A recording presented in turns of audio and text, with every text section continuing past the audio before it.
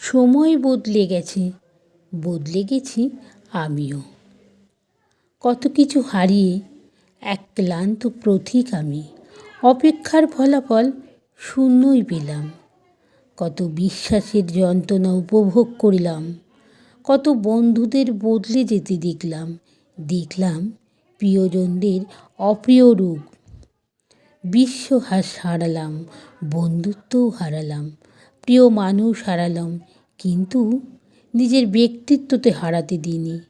আমি নিজেকে একলা চলতে শিখেছি, আপনজনকে চিনতে শিখেছি, নিজের ব্যক্তিত্বকে গড়ে তুলতে শিখেছি।